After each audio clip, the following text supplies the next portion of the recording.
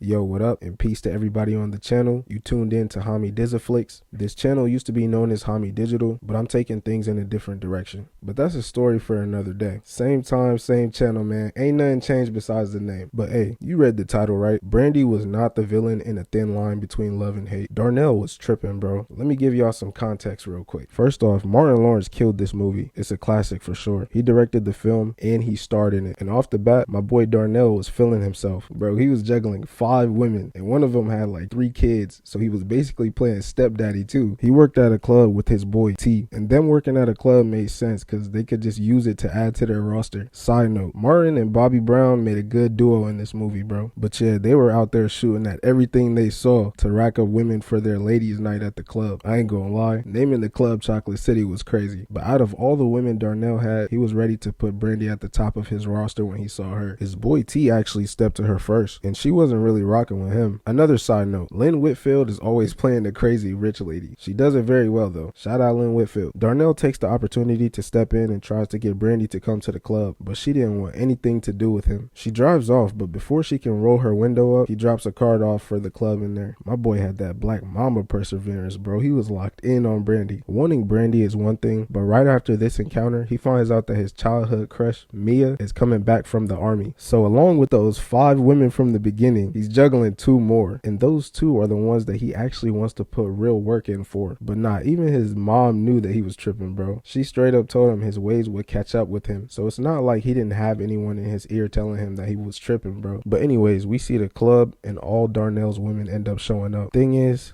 he wasn't really worried about them. He just wanted to pack the club up with people. But he loses it when he sees that Brandy actually shows up. He ends up stepping to her, but she shuts it down. She tries to play it off like she's just there to see the club and not him. We all know that was cap though, because she never stepped foot in there before he dropped that card off in her car. She ends up walking away from Darnell, and his boys see that, so they start clowning him for it. They bet him $20 that he can't hit that, and this nigga accepts the bet. They even bet that he'll have to say that he loves her to get in that, and he's like, nah, that's the one rule I can't break. He looks over and sees that she left. My boy wanted that 20 so bad that he memorized her license plate as she was driving off. And honestly, it's impressive that he remembered it, because when he goes back inside the club, he sees that Mia also came to see him. And honestly, off rip, you could tell Mia was the one that he really wanted, but he still wanted to pursue that 20. I mean Brandy. Nah, I ain't gonna lie, I was weak when I saw they had my nigga Big Worm in this movie boosting clothes. But remember how Darnell memorized Brandy's license plate? This nigga ends up pulling up to her job with flowers. She thought he was crazy. She has her security get him out of the building, jazz style. But even that couldn't stop him. He sets up a play where he rents a limo and has his friend from the club pose as his chauffeur. And he sets up an appointment with Brandy to look at a house. $20, bro. $20. This is what it takes for Brandy to finally give in and start messing with Darnell. Well, kind of. They start kicking it, and he even puts her onto one of those spots that every hood has where you get the fried chicken with the crack powder. Hey, if you know, you know. But on one of the dates, they go horseback riding. Darnell tries to get down with her in the woods, and she wasn't going for it. This nigga was really on some Tarzan timing, trying to get busy in the woods, bro. By this point, she wants to leave, but he starts talking about some, now you don't want me because a nigga want to get all physical. Then she starts talking about how she don't really know him or trust him for real. So he's like, alright, bet, I'm out then. So after this, he links up with Mia to hoop, and Joanna Man pulls up to set up a date with Mia. Darnell gets salty, then he starts talking about some, do you trust me? And she keeps it 100 with him. She says that she trusts him to be himself. Darnell the Mac Man. After this, we finally get to see Ladies Night. Low-key, this is one of the best club scenes I've ever seen in a movie, bro. The song they picked was hard. The club owner was low-key looking like Ghost when he see his club packed. Surprisingly, with all that stuff Brandy was talking, she ends up coming back to the club, but this time she's basically throwing herself at Darnell. Darnell is playing hard to get this time though, but we know he just trying to play it cool. She stepped to him like, now why would I want to leave my man alone on Ladies Night? And he like, I'm not your man, because if I was your man, we'd be somewhere watching the sunrise or fucking up headboards. So I guess I'm not your man. You know how Martin Lawrence be. She basically tells Darnell to keep holding on and be patient since he's been patient this whole time. And then this is where Brandy and Mia finally meet. Brandy already knew what it was because she was not feeling Mia at all. Darnell tries to kill the tension by sending Mia to VIP, and he sends her some champagne too. And as soon as she leaves, Brandy's talking about, son, why don't you give me any champagne? And Darnell, he keep playing it cool. He like, let me know when you serious. All right, you feel? He was standing on 10. He was standing. And this is where we see Brandy's character start to crack. That crazy side was coming out a little bit. She was looking at Darnell with straight disgust. Joanna Man was back up in the club with Mia talking about he want to get serious and all that, but Mia curbed him. She was like, she ain't looking for no relationship, not with him at least. You would think this will open up the doors for Darnell to finally step in and make a move, but nah, he ended up getting drunk with the guys. You can avoid saying those 3 words, I love you. A nigga can mac until his dick fall off. Love, baby. And Brandy pages him, so he runs out of there. Before he gets there, she has this whole talk with herself in the mirror, basically trying to encourage herself to let go and just trust Darnell. When he pulls up, they start drinking and talking and all that, and she opens up with him and tells him that there's a lot of stuff from her past that he doesn't know about and can't understand about her. And he plays into it like, look at me, baby. I'm scared too. And here's where he gets his first real warning about her. She tells him that it wouldn't be good for anyone if she gets hurt. She asks if he loves her, and this dumbass nigga breaks his own rule. He says it not only once, but 4 times. And do you love me?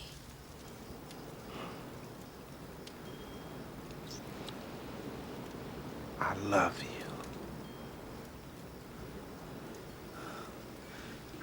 I love you.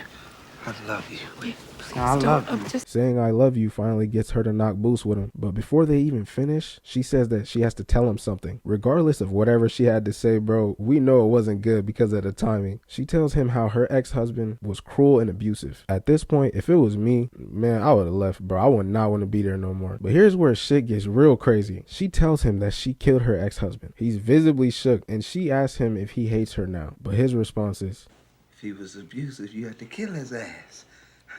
and they finish knocking boots. Afterwards, this goofy ass nigga goes downstairs and calls T to tell him that he hit, bro. After everything she just told you, why would you do this in her house knowing she could just come down and hear everything? Come on now, bro. She actually did hear him, and of course she asked him about it. Nah, he was about to shit himself talking about, oh, we was talking about softball. He thought he was about to get sent to God. The next day, T gives him his props, and their boss Smitty is happy with how they got the place packed for ladies' night. Darnell and Smitty have a talk between themselves, and Darnell is telling them that he's the man even though he only has one woman. Smitty gives him the old head talk, telling him that being with one woman is not bad and that chasing multiple women is not worth it. After hearing what his mom had to say, what Smitty had to say, and then Brandy telling him the truth, Darnell still didn't get it, because in the middle of his conversation with Smitty, Brandy pulls up. She tells him to get in and he hops right in that car. She takes him to go buy suits and basically tells him he could quit his job and she'll support them. She starts talking about she'll buy him a club. This throws him off, so he makes up some bullshit about having to handle some business or something, and she lets him take the limo to do whatever he has to do as long as he comes back to have dinner for her birthday. Darnell takes the limo to his mom's house, and between seeing the limo and the suit, she knows he has some trouble on his hands this time. His mom reads him to filth and then tries to put salt on the wound by saying that Mia is leaving to go back to the Air Force. And this is what it finally takes for him to drop Brandy. He goes to see Mia, and she asks him what's up with the suit and the limo. And he tells her the truth, not only about Brandy, but also about how he feels about Mia. He ends up kicking it with Mia for the rest of the night. But mind you, he was supposed to be with Brandy for her birthday dinner. This is what shatters Brandy's mind. Bro, Lynn Whitfield played this role so well. Darnell knew exactly what he was doing though, because when he decides to take Mia serious, he tells all the other women on his roster that he's done. Brandy did not let that birthday dinner stuff go, because she leaves the cake with a knife in it on Mia's doorstep. So he goes up to her crib to tell her that he's done, and she tries to play it off like she's cool with it, saying basically she was bored with him, but she was lying, because the very next morning he wakes up and finds her in the kitchen cooking. She should not have broke in, but then Darnell puts his hands on her. The birthday dinner did one thing to her mind, but this took things to a whole nother level. She was set on ruining his life. From here, she almost runs him over, steals his tires in front of the police police station and low-key disrespects his mom. Bro, what really messed my head up was when she beat herself up and told the cops that he did it. She even said that her name was Mia, so when Darnell got the call from the hospital, he thought he was going to see Mia. Whole time Brandy set him up so the cops could take him. She knew he would show up for Mia. The police didn't hold him for it though, so when he gets out, he's still kicking it with Mia. But then Brandy calls Darnell and threatens to hurt Mia if he doesn't leave her, so he makes up some shit about them needing to slow down. Darnell feels like he's dealing with a lot, so he leaves the club to go hoop for a little bit and clear his head. But when he comes back to the club, he finds out that somebody set it on fire. He knows it could have only been Brandy, so he goes over to her house to, I don't even know why he really went over there, to be honest with you. He wasn't gonna off her, and he definitely wasn't about to sit there and box with her. Thank God T knew what was going on though, so he went and told Mia the truth about why Darnell did what he did. They end up saving him, and Brandy gets locked up. To be honest, man, Brandy was crazy as fuck, but Darnell did this to himself. All that for $20, man. But it's all good. Like I said, this movie is a classic. I think I done seen it like 5 times by now. But yeah, man, y'all be easy out there. Don't let your homeboy get shot for a $20 bet, man. Y'all think Darnell deserved all that happened? Drop your opinions in the comments. This was DZA-Flickz. Tune in next time.